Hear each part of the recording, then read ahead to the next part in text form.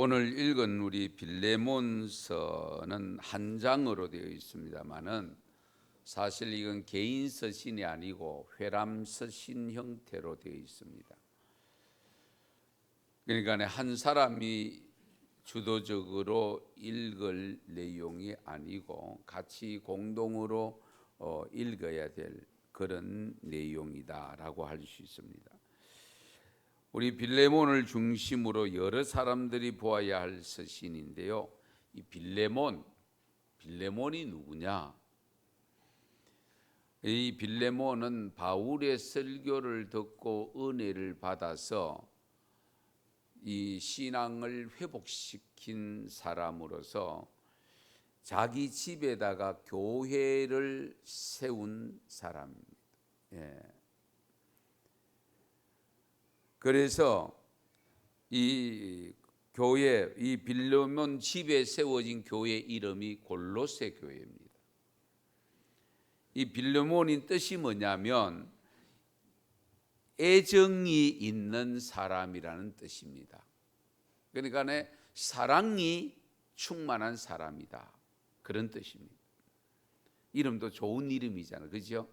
요즘 연세가 많은데도 이름 바꾸는 분들이 가끔 있던데, 어쨌든 이름은 좋은 이름을 갖고 싶어 하는 것은 뭐 예나 지금이나 다를 바가 없다고 봅니다. 자, 애정이 있는 사람의 이름인 이 빌레몬, 사람에게 대해서 항상 애정을 갖고 하나님에 대한 믿음을 가진 초대교회 성도로서 헌신자라고 볼 수 있습니다. 그리고 오늘 본문에 언급된 자매 아비아가 또 있는데요. 이 자매 아비아는 빌레몬의 아내입니다. 빌레몬의 아내가 누구라고요? 아비아. 그리고 군사된 아키뽀가 언급되고 있습니다. 빌레몬 군사된 아키뽀. 여기 군사된이라고 하는 것이 원어적으로 헬라어로 보면은 디아코노스라고 하는 단어를 쓰는데 목사를 말합니다. 목사.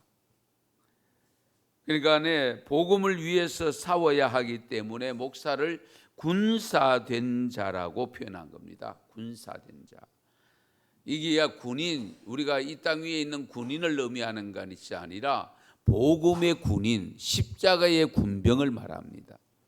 그렇잖아요. 오늘날 목사도 영적 전쟁에 앞장서 있는 사람이잖아요. 그러니까 군사된 자다라는 것이죠. 그리고 내 집에 있는 교회에 보낸 서신이라고 했는데요. 그러니까 빌레몬 집에 있는 교회이니까 내 집에서 만난 교회, 이런 의미를 가졌는데 가정교회를 말합니다. 초대교회는 전부 가정교회입니다. 가정에서 시작됩니다. 이 빌레몬서는 이 빌레몬 자신은 물론이고 그의 아내 아비아와 목회자 아키뽀와 교인들이 다 읽어야 하는 회람서신이다라고 할 수 있습니다. 여러 사람이 서신을 읽었던 그 여러 사람들이 오네시모를 용서해야 된다는 것을 강조하고 있습니다. 그러면 사도 바울이 지금 사형이 확정되지 않아서 셋집에 들었는데, 우리가 전세, 월세 이 셋집입니다. 이 셋집에 있는 중인데 이 셋집이 바로 당시에는 바울이 갇혀 있는 감옥입니다. 일반 집이면서도 그곳이 바로 감옥입니다. 갇혀 있는 겁니다. 그래서 이 셋집이 바울이 갇혀 있는 이 감옥 안에 누가 있는 거 하니까 에바브라, 마가, 아기스, 데마, 그리고 누가가 함께 있다고 일러주고 있습니다. 이 5사람도 사도 바울과 함께 생사고락을 하는 믿음의 동력자들입니다. 여기서 데마는 여러분 잘 아시는 대로 사도 바울이 2차 감옥에 들어갔을 때 고통이 너무 심하기 때문에 바울을 버리고 세상으로 돌아갔다는 표현을 하고 있습니다. 사도 바울과 5명의 동역자들이 감옥에 있을 때 뜻밖의 방문자가 한 사람 생깁니다. 방문객의 그 모습은 너무 초라하고 알아보기가 쉽지 않는 모습으로 들어왔는데, 그런데 이렇게 가만히 살펴보니까 그가 아는 사람이었습니다. 빌레몬 집에서 종살이하던 노예였습니다. 그가 바로 오네시모입니다. 바울은 이 오네시모를 포용했고, 이 오네시모는 사도 바울의 품에서 흐느끼며 울고 있습니다. 오네시모는 빌레몬의 노예입니다. 노예. 당신은 노예입니다. 이 빌레몬은 오네시모의 신앙을 보고 그의 집안 모든 재정을 맡겼던 겁니다. 그런데 우리도 그런 말 쓰지 않습니까? 믿는 도끼 뭐가 지킵니까? 발등 지킨다. 지금 빌레몬에게 있어서 오네시모가 그런 상황입니다. 나름대로 열심으로 정직하게 잘한다고 생각해서 믿음도 나름대로 있고 해서 자기의 가산의 모든 재물들을 다 맡겨놓았는데, 이 오네시모가 금과, 당시에 금이 거의 돈이니까 이런 보물들을 가지고 로마로 가버린 겁니다. 이 당시 초대교회 당시에 로마는 도둑들의 은신처입니다. 우리도 가끔 보면은 일을 잘못 큰 일을 저질러 놓고 해외로 도피하는 경향이 있잖아요. 바로 이 도피처가 바로 로마였습니다. 오늘날 우리나라 사람들, 다른 모르는 외국은 모르겠습니다만은, 그러니까 그런 일을 저질러 놓고 전부 미국으로, 요즘은 동남아로 다른 곳으로 좀 갑니다만은 미국으로 많이 도피처로 생각하고 갔던 경우를 기억합니다. 그런데 이 빌레몬이 이 사실을 알고 분노했습니다. 그렇죠? 어느 주인이 정말 화를 내지 않을 사람 누가 있겠습니까? 그런데 가이우스라고 하는 사람이 이런 말을 했습니다. 주인이 양을 잡는 일과 노예를 죽이는 일은 주인의 권리다. 그 옛날에 노예의 주인은 노예를 죽일 수 있고, 양도 마음대로 죽일 수 있듯이 노예도 죽일 수 있다라고 했어요. 그러니까 이런 입장에서 보면 빌레몬에게 오네시모가 붙잡기만 붙잡혀봐라, 내가 가만두는가 봐라, 우리 이런 마음을 쉽게 가질 수 있죠. 거기다가 조금 더 비약적으로 조금 더 진보하면은 사람을 죽일 수도 있습니다. 그런 상황에 있는 오네시모가 이 노사도, 바울이 오늘 본문에도 보면 나이가 많았다라고 표현하죠. 늙은 이 노사도, 유명한 사도 바울이 갇혀 있는 이 감옥에 들어온 겁니다. 여러분, 이 당시에 노예 한 사람의 가격이 얼마냐? 현재 시세로 50불입니다. 예.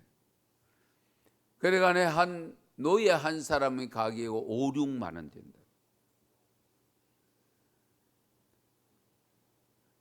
그러니까 사람이 아니죠. 이것이 당시에 50불은 타조 한 마리의 가격이었다고 합니다. 타조 한 마리. 만물의 영장이라고 하는 하나님의 형상을 입고 태어났다고 하는 인간도 권리를 행사 못할 때, 그 옛날에는 지금 타조 한 마리 가격으로 팔릴 정도로 무시당하고 업신여김당하고 정말 사람 취급 못 받던 시대가 있었습니다. 이 오네시모는 노예였기 때문에, 자기가 노예를 해봤기 때문에 노예를 부리는 방법도 알고 있잖아요. 그래서 이 오네시모도 노멘크라토리라는 몸종을 두고 온갖 향락을 다 누린 것으로 되어 있습니다. 그런데 여러분, 탕진 돈 갖고 쓰는 것은 잠깐입니다. 로마에 가서 그 많은 돈 가지고 써봤지만은 그거 가지고 평생을 나름대로 행복한 삶을 살리라 라고 해봤지만은 별로 오래 못 갔습니다.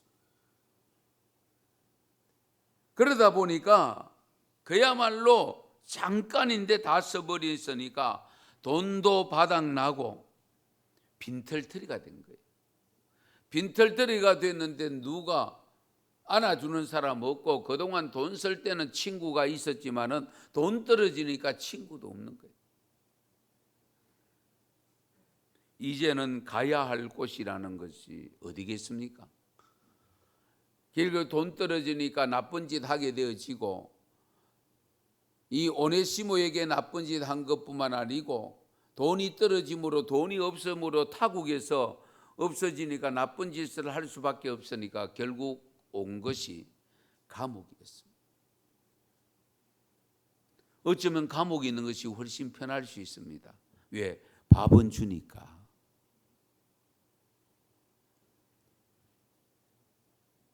돈이 주는 위력도 크지만은 돈이 주는 고통도 꽤나 큽니다. 오네시모는 후회했지만은 이미 때는 늦었습니다. 그런데 이 오네시모가 감옥에 들어올 때가 언제냐? 겨울입니다. 음동설아닙니다. 날씨는 춥고 돈은 떨어졌고 그야말로 춥고 배고픈 신세가 되고 말았습니다. 주인의 돈을 훔쳐갈 때는 잘 살고 떵떵거리가 이제 노예의 신분에서 벗어나서 자유의 몸이 돼서 나도 군림하고 살 것이라고 생각했던데 얼마 못 갔습니다.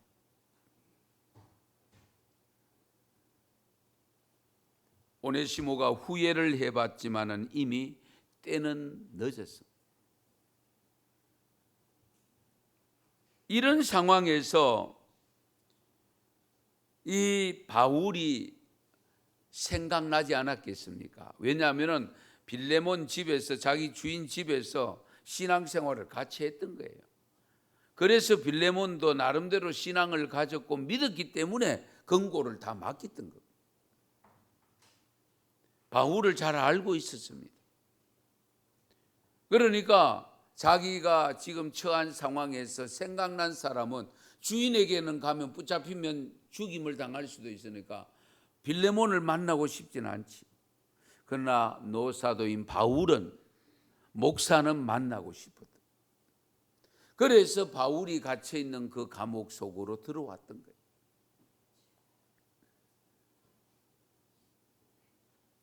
그런데 로마 감옥에 들어가서 바울 선생을 만났을 때에 바울은 사형 확정이 되지 않아서 지금 있었던 것이지, 사형 확정이 되었더라면 못 만났을 수도 있습니다.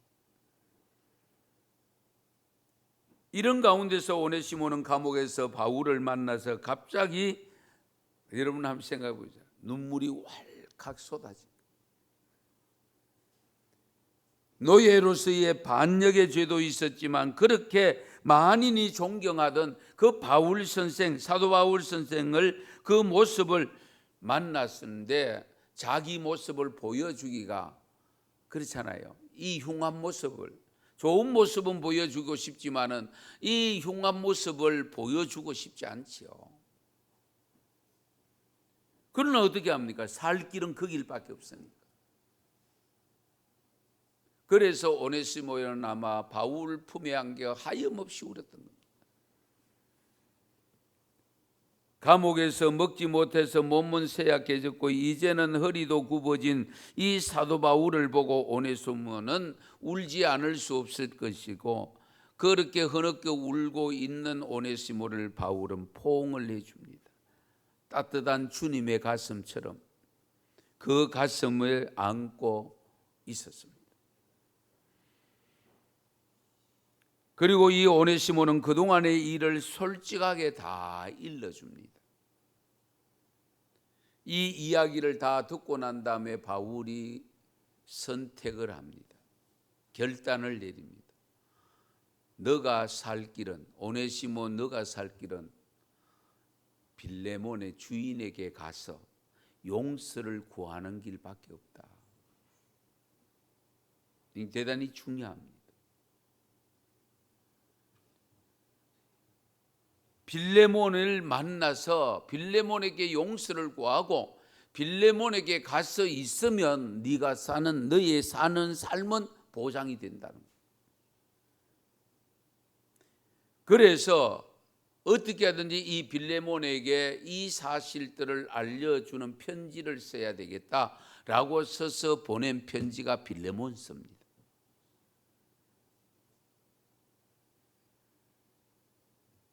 오늘 본문 10절에서 12절 말씀 한번 보실까요? 우리 같이 한번 읽겠습니다. 갇힌 중에서 낳은 아들 오네시모를 위하여 네게 간구하노라.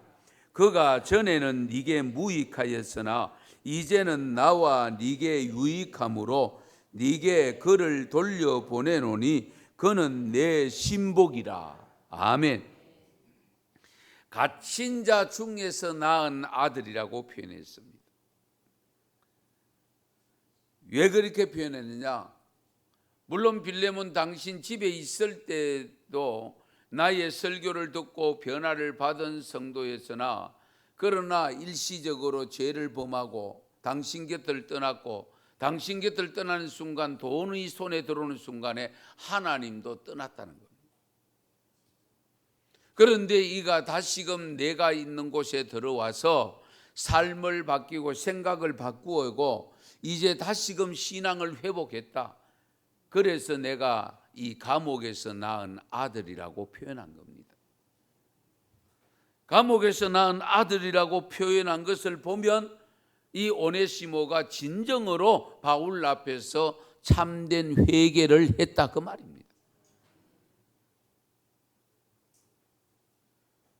그래서 전에는 네게 당신에게도 유익하지 못한 사람이어서 해를 끼쳤으니까 그러나 이제는 내게도 유익하다.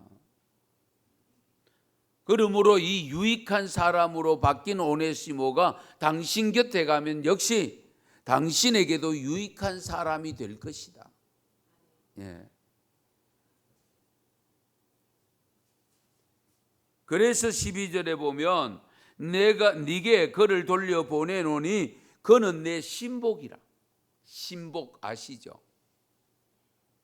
가끔 우리도 그런 표현을 쓰잖아요. 신복이다. 이 신복의 다른 의미가 뭐냐? 내 심장이다 그 말입니다. 내 심장은 어떻게 떼버리면 죽잖아요. 그는 바로 내 곁을 떠나면 내가 죽는 것과 마찬가지로 신뢰하고 그는 나의 적극적으로 도움을 주고 있는 사람이다. 그래서 유익하다라고 표현한 겁니다. 내게 유익하다. 그러면서 이 사도 바울은 빌레몬에게 내가 당신이 나를 대하듯이 이 오네시모를 그렇게 대해달라. 쉽지 않죠. 보는 순간에 죽이고 싶을 텐데. 그렇잖아요. 저기 또 왜 왔나? 라고 싶을 텐데. 그런데 이 오네시모가 지금 얼마나 많이 변했는지는 아직 모르잖아요. 그러므로 바울이 표정을 쓰는 겁니다. 나를 본 듯이 이 오네시모를 봐달라는 겁니다. 그런데 당신이 나를 인정한다 그러면 오네시모도 똑같이 나처럼 인정해달라. 왜 그렇게? 내가 보정한다 그 말입니다. 내가 보정한다. 우리도 가끔 이런 경우들이 얼마든지 있을 수 있습니다. 내가 보정할게 그 사람 믿어도 절대로 그 사람 나 못 믿어. 지금 달라졌어. 예수 믿고 변해서 언성교회 와서 변해서 내가 보정할게. 이렇게 되어야 될 줄 믿습니다. 그렇잖아요. 예. 혹시 여러분들이 또 오세훈 목사가 어떻고 뭐 당신의 담임 목사가 어떻고 그러면 아닌데요. 내가 보정할게요. 보정 좀 써주세요. 예. 우리가 그런 보정 수표가 돼야 돼요. 예. 그래서 이 빌레몬에게 간절한 이 사도 바울의 마음을 담아서 편지를 써서 누구를 통해서 보내는가 하니까 에바브라를 통해서 보냅니다. 그래서 이 에바브라에게 보내서 빌레몬에게 주도록 했고 빌레몬이 그 편지를 읽도록 했던 거죠. 사실 너의 이 오네시모를 빌레몬에게 돌려보내는 것은 사도 바울에게 있어서는 심장을 찢는 것과 같습니다. 사도 바울은 다만 빌레몬에게 오네시모를 용서해 주기를 간청할 뿐입니다. 그러게 구하지만은 바울의 말을 듣지 아니하고 이 편지 내용대로 하지 않고 옛날에 묵은 감정 그대로 일어나서 그대로 처리해 버리면 자칫 잘못하면 오네시모를 잘해 주려고 하다가 더 못하게 되는 경우도 있을 수 있잖아요. 보내는 마음이 쉽지 않습니다. 그러나 바울은 빌레몬을 믿었던 겁니다. 그래도 내가 이 편지를 써서 빌레몬이 편지를 읽으면 분명히 내 말을 믿고 오네시모를 받아줄 거야. 그런 확신이 있으니까 보낼 수 있지. 그 확신이 없으면 못 보내죠. 그래서 오늘 본문 18절을 보시면 그가 만일 네게 불의를 하였거나 네게 빚진 것이 있으면 그것을 내 앞으로 계산해라. 참 사도 바울 선생은 훌륭한 분입니다. 예. 그렇게 해주는 말도 오네시모의 입장에서 보면 감지덕지고 평생을 두고 갚아도 그 은혜 못 갚을 일인데 혹 물질적으로 손해를 끼친 것이 있으면 지금 여기는 빈털털이다. 그러므로 내게 계산해라. 내가 갚아줄게. 얼마나 멋있습니까? 그래서 제가 가끔 말씀드릴 때에 우리 성도들끼리는 가급적이면은 금전 거래를 안 하는 것이 맞고 금전 거래를 했을 때는 갚아주지 못한다 할지라도 내가 갚음을 받지 못한다 할지라도 아깝지 않을 정도를 해야 되지 그 이상에 해놓으면 사람이 실수하는 것이 아니고 돈이 실수하게 만들기 때문에 그 돈 때문에 사람 잃고 돈 잃고 다 잃게 됩니다. 그런 경우가 얼마든지 있을 수 있습니다. 그래서 우리는 내가 이 돈 안 받아도 될 정도로 해야 되지 너무 과분하게 줘가지고 그 돈 못 받아가지고 사람이 미움 생기고 나도 같이 죄를 짓는 이런 경우가 발생하면 안 된다는 거예요.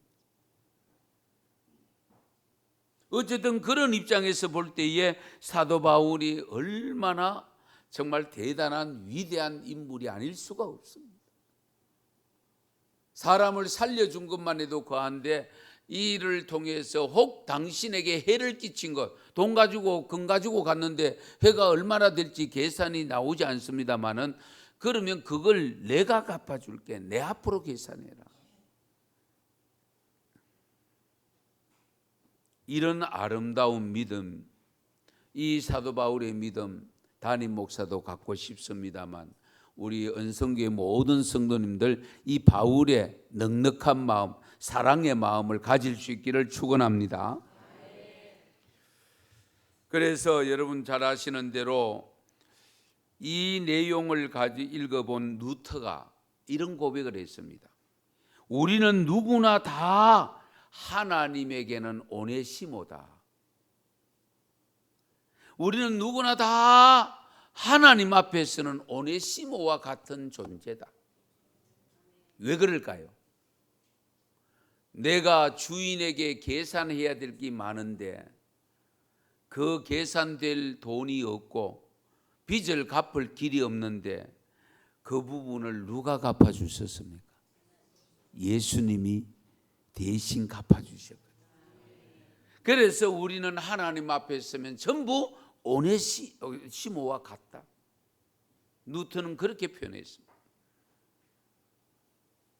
우리의 모든 허물과 모든 잘못, 우리 예수님께서 내가 책임지고 내가 그 모든 허물 죄 대신 지고 간다. 그러므로 주님 이를 용서해 주십시오. 그래서 우리가 용서받지 않았습니까? 우리는 그 큰 은혜를 잊고 지금 살아가고 있는 소위 말하는 하나님의 자녀가 되었고 성도가 되었습니다. 지금 이 오네시모가 바로 그와 같은 지경에 빌레몬에게 갔을 때에 결국 빌레몬이 오네시모를 바울이 부탁한 대로 그대로 받아들이지 않습니다. 전에는 노예로 취급했지만 이제는 대등한 빌레몬 주인과 같이 대하고 바울 선생처럼 대하라고 했으니까, 나로 여기고 나에게 대했던 것처럼 대하라고 하니까 빌레몬도 그렇게 대할 수밖에 없는 거죠. 그러니까 오네시모가 전에는 노예로 심부름꾼으로 정말 머슴살이로 생각하고 살았던 그 삶이 완전히 바뀐 거죠.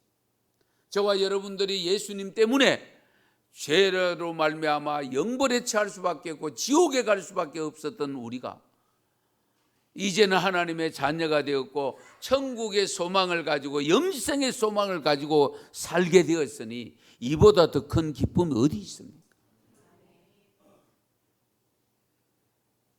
그래서 오네시모가 로마로 올 때는 빌레몬에게 있어서 배반자로 도둑이고 탕자였지만은 일제 골로새로 다시 갈 때에는 죽음을 각오하고 갔으나 사는 삶이 되었고, 그리고 전에는 무익한 자가 되었으나 이제는 유익한 자가 되었습니다. 그래서 바울도 오네시모를 신뢰했고 빌레몬도 신뢰하게 됩니다. 성도 여러분, 여러분은 여러분을 보증줄 사람들을 주위에 함께 살고 있는지, 다른 사람이 나를 믿어주지 않을 때에 나를 믿게 해줄 보증을 서줄 분이 있느냐는 겁니다. 사도 바울은 오네시모의 보증인입니다. 우리가 그렇잖아요. 보증인이 누구냐에 따라서 나는 안 믿어도 보증인을 믿고 대출을 내주고 그 보증인 믿고 나를 받아주는 이런 경우가 오늘 우리 사회도 얼마든지 있지 않습니까? 오네시모가 빌레몬 지역에 도착해서 문 앞에 서고 있고 먼저 에바브라가 사도 바울의 서신을 빌레몬에게 전달했을 때에 이 오네시모를 몰래 숨어서 보고 있었던 것입니다. 빌레몬이 사도 바울의 편지를 받고 눈물을 흘리면서 오네시모가 어디 있느냐고 물었습니다. 오네시모가 그때에 오네시모가 들어옵니다. 빌레몬이 편지를 받고 뛰어나와서 이 노예 오네시모를 부둥켜 안고 나는 재물을 잃었으나 이제 하나님의 일꾼을 얻었노라. 그렇죠? 돈은 잃었으나 이제 사람을 다시 얻게 되었다. 우리가 이 점을 항상 염두에 두셔야 됩니다.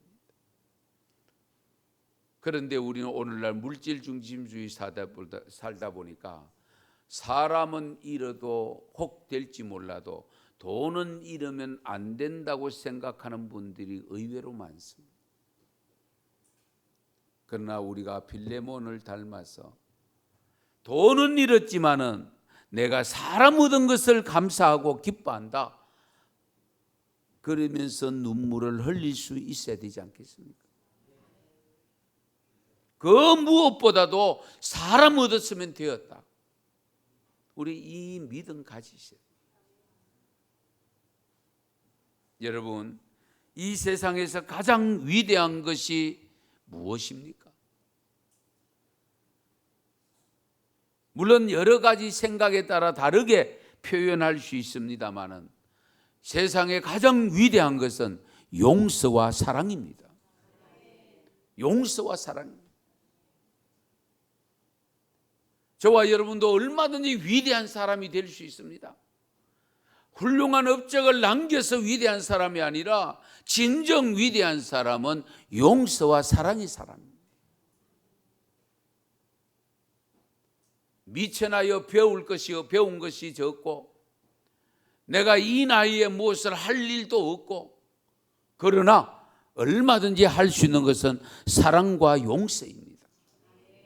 사랑과 용서는 나이에 상관없이 할 수 있습니다. 내가 얼마나 많이 가졌느냐, 못 배웠느냐, 배웠느냐 이런 거 중요하지 않습니다. 왜? 우리는 이미 사랑의 하나님을 믿고 있기 때문에, 사랑의 예수님을 믿고 있기 때문에 가장 위대한 사람이 될 수 있는 자격을 갖춘 겁니다. 문제는 실천을 못하기 때문입니다.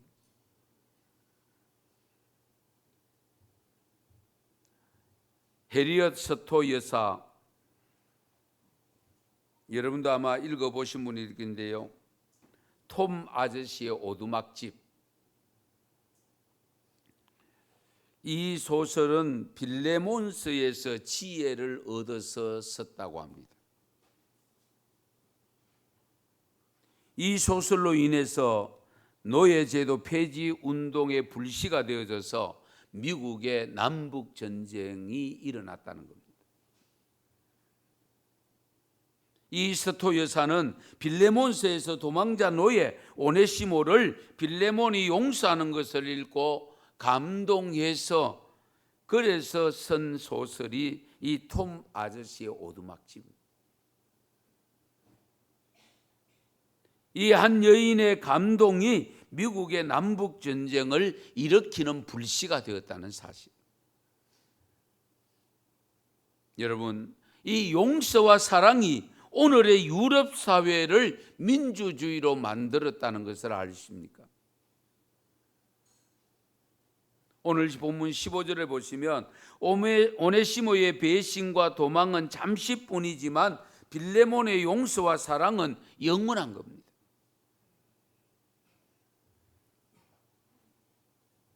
용서와 사랑만이 아름다운 가정을 이룰 수 있고, 용서와 사랑만이 하나님이 기뻐하는 교회를 이룰 수 있고, 용서와 사랑만이 위대한 국가를 세울 수 있습니다. 덮음과 용서로서만 하나로 묶을 수 있습니다. 다툼을 통한 분열을 가져온 후에 다시 하나로 된다는 것은 참으로 어려운 일입니다. 사랑의 마음은 감정으로 연결됩니다. 그래서 미움이 생기고 다툼이 일어나고 원수까지로 발전하게 되는데, 그 지경에 이르러서 용서하고 할 때에 그 용서가 오래 못 가는 경우들도 있습니다.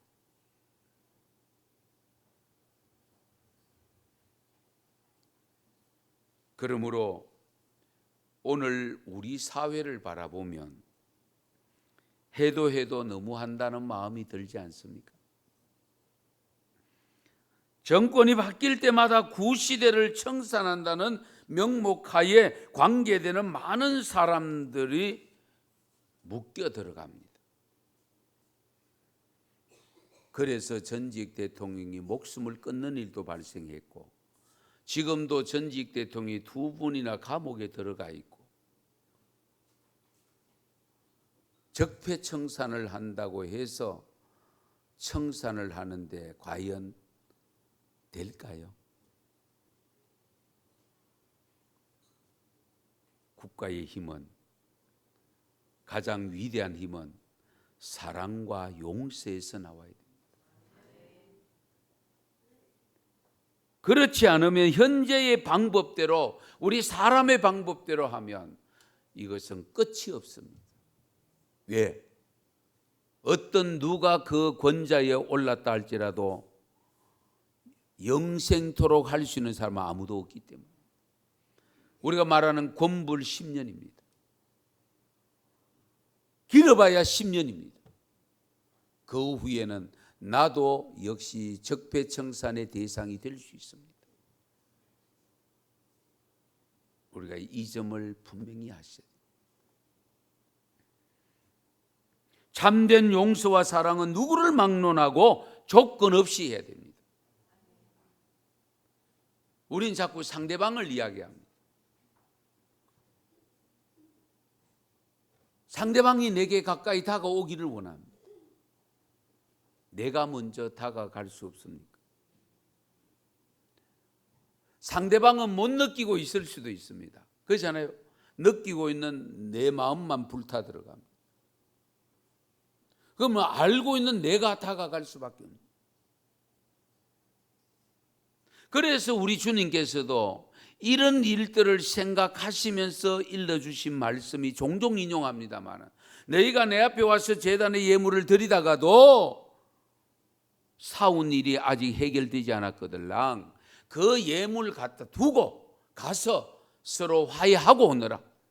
할렐루야. 피한다고 피해집니까? 우선은 내 눈앞에 안 보이면 혹 마음이 편할 수는 있습니다.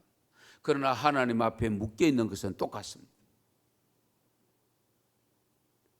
그러면 다른 곳에 가서 또 그와 같은 일이 발생하면 죄만 키울 뿐입니다.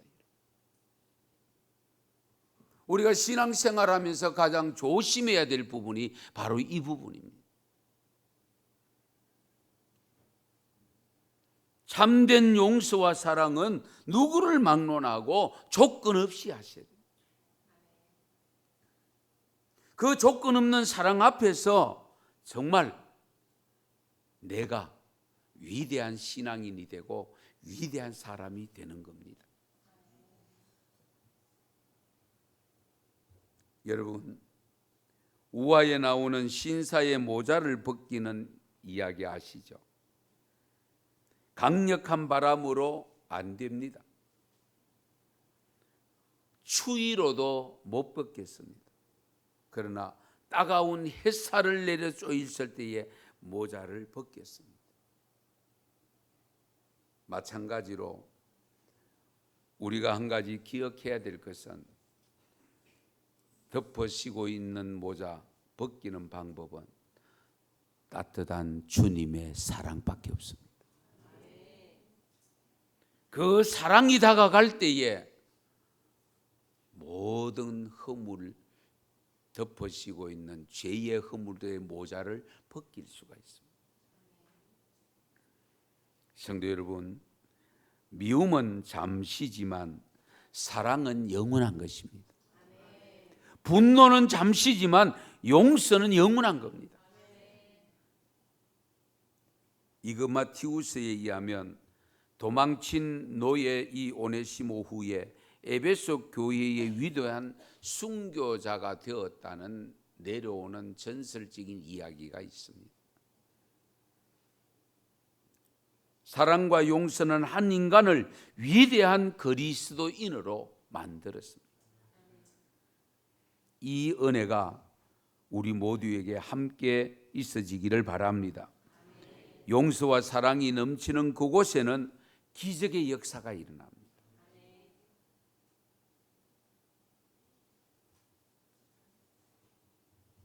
폐인이 유능한 사람이 되고요, 무가치한 사람이 가치 있는 사람이 되고요, 죽을 사람이 살아날 수도 있습니다. 요한복음 8장에 보면 서기관들과 바리새인들이 가늠하다가 현장에 붙잡힌 여인을 데리고 와서 모세의 법에는 이런 사람을 돌로 치라고 했는데 당신은 어떻게 하기를 원합니까? 예수님을 걸고 넘어지려고 그런 못된 제안을 했던 겁니다. 그래서 예수님은 땅바닥에 무엇을 썼는지는 모르지만 글을 한참 쓰시다가 일어나서 그들을 주위를 둘러보고 일러줍니다. 죄 없는 자가 돌로 치라. 그리고 또다시 땅에 주저앉아서 글을 쓰고 있을 때 한 사람 두 사람 다 돌아가고 없었습니다. 일어났을 때는 그 여인과 예수님 두 사람밖에 없었습니다. 그 여인을 향해서 예수님께서 일러줍니다.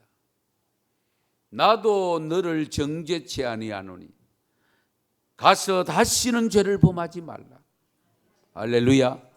그 엄청난 용서를 받았던 그 여인, 위대한 성도가 된 것입니다. 우리가 복수할 때 우리는 짐승과 같습니다. 우리가 누군가를 판단할 때에 우리는 사람이 됩니다. 그러나 우리가 용서할 때에 주님과 같아집니다. 주님의 진정한 자녀가 됩니다. 이것은 제가 한 말이 아니고 윌리엄 아드워드라는 사람이 일러준 말입니다.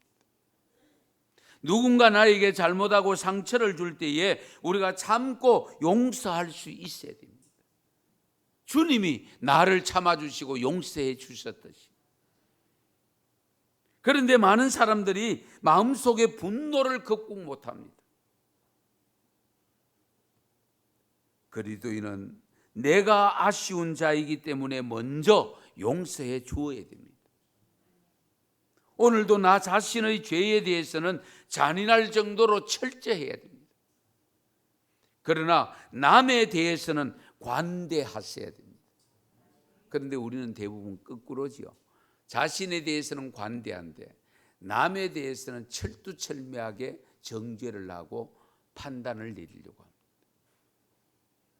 다른 사람이 하면은 그건 안 돼. 내가 하면 그럴 수도 있지. 이것이 우리의 모습입니다.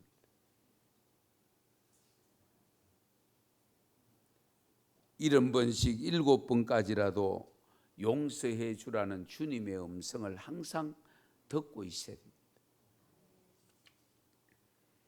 동아프리카 지역에서 선교를 하던 어떤 선교사님들의 모임들이 있었는데요. 서로의 고통을 나누고 그 먼 나라에 와서 선교하다 보니까 한 번씩 만나서 서로 대화 나누고 자문을 구하고 하는 게 얼마나 은혜가 되겠습니까? 그것이 한참 잘 되어가다가 하루는 사소한 문제로 마음이 삐끄러집니다. 틀어졌습니다.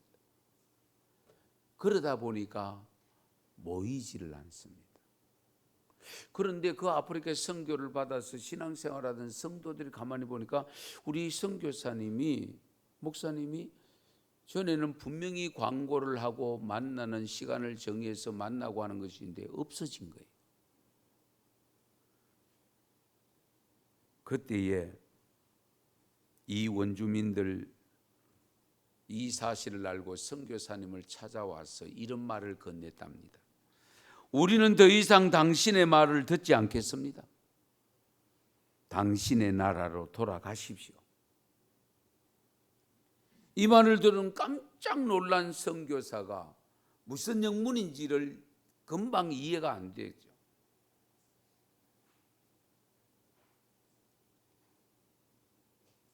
그렇게 말한 이 원주민들이 그 이유를 설명해 줍니다.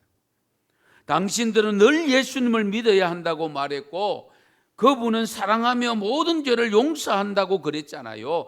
그런데 그 말을 하는 당신들은 사랑도 아닌 것 같고 용서도 안 하는 것 같습니다. 우리는 최소한 그런 거짓말하는 사람들의 말을 들을 수도 없고 같이 살고 싶지도 않습니다. 이 말을 들은 선교사님은 큰 실수를 했고 죄를 지었구나. 그 자리에서 그들을 붙잡고 울고 회개했다는 거예요.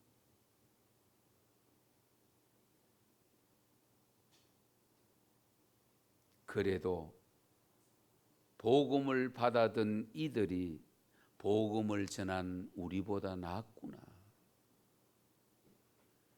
이런 경우가 얼마든지 있을 수 있습니다. 사랑하는 성도 여러분, 오늘 우리 사회를 바라보면 사랑이 점점 식어져 가고 용서는 없어져 가는 것 같습니다.